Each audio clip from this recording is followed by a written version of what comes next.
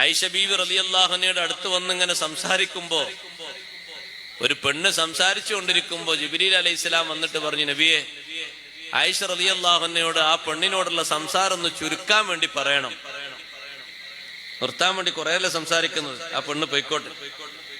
കുറച്ചൊക്കെ ഒരു ഭാഗ്യദോഷമുള്ള പെണ്ണാണ്, അപ്പൊ പിന്നെ കുറച്ച് സംസാരിച്ചാൽ മതിയല്ലോ. ആ പെണ്ണ് പോകുമ്പോ ബീവി ആയിഷ റളിയല്ലാഹു അൻഹ ആ പെണ്ണിന് കുറച്ച് ധർമ്മം ചെയ്തു, സ്വതക്ക കൊടുത്തു.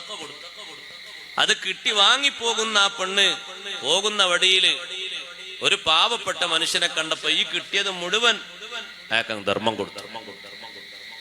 നേരത്തെ വന്ന് സംസാരം മതിയാക്കാൻ വേണ്ടി പറഞ്ഞ ജിബ്രീൽ അലൈഹിസ്സലാം തിരിച്ചു വന്നിട്ട് പറഞ്ഞു, ആ പെണ്ണിനെ നല്ല പെണ്ണാക്കി അള്ളാഹു സ്വീകരിച്ചിട്ടുണ്ട്, വേണമെങ്കിൽ തിരിച്ചു വിളിച്ച് ഇനിയും വർത്തമാനം പറയാം. നല്ലവരോട് നല്ല വർത്തമാനം പറയാം, അതിന് കേടുണ്ടാവില്ല.